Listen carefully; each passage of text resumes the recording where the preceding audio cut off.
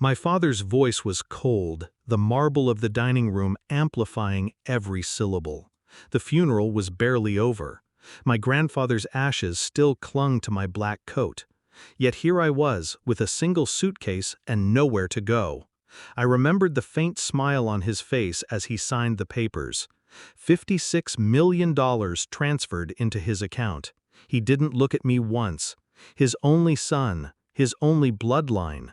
He thought he'd won. I was 8 when I first saw my father crumble in front of my grandfather. It was after a failed business deal. My father begged for help.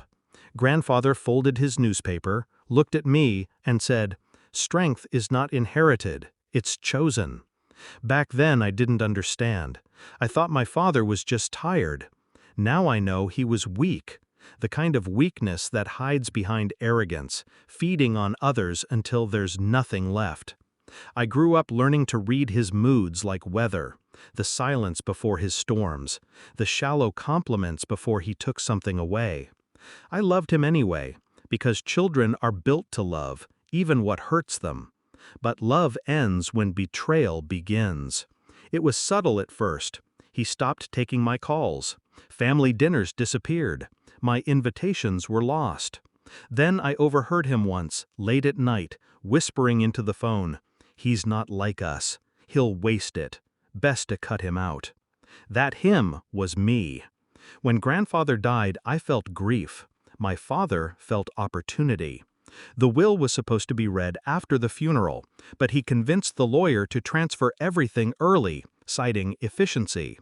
I stayed quiet, watching, calculating, because I knew something my father didn't. Grandfather trusted me. When I was 21, grandfather asked me to draft a contract with him. Not business, not legal, a pact. He wanted me to know his values. He told me exactly how he'd written the will, line by line. I memorized it. Every clause, every condition. One detail mattered more than all the rest. The inheritance was conditional. My father would receive control of the estate, but only as caretaker. The true beneficiary was me. My father never read it. He was too busy celebrating. I waited 24 hours, long enough for him to move me out, long enough for the arrogance to take root. When I walked back into the lawyer's office the next morning, my father was already there, laughing, boasting about his fresh start. The lawyer adjusted his glasses, opened the will, and said the words I had been waiting for. "Did you even read the will?" My father's smile twitched. His voice cracked. "Of course I did." The lawyer chuckled. "Then you'd know you're just a trustee. The heir is your son." The color drained from his face so quickly it was almost beautiful. Revenge isn't rage. It's patience. I didn't gloat. I didn't raise my voice. I simply sat across from him, watching him unravel. The lawyer laid out the documents. My signature would unlock everything. My father's control was temporary, contingent on my approval. His hands trembled. You wouldn't do this to me." But he had already done it to himself. I signed slowly, each stroke of the pen a scalpel cutting the cord between us. The accounts shifted, properties re-registered, companies restructured. The empire he thought was his dissolved beneath his feet. I watched him shrink in real time. The climax came not in the office, but later that night. He came to my apartment. Yes, the one he had thrown me out of the day before. He stood in the doorway, stripped of his arrogance, a desperate man clutching at air. "You don't understand," he whispered. "It was never supposed to be you. I built this for me." I looked at him and finally saw the truth. He hadn't built anything. Grandfather had, and I would carry it forward. Not him, never him.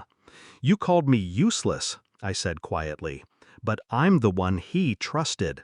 That's all that matters." He reached out, but I stepped back. For the first time, he was the one shut out.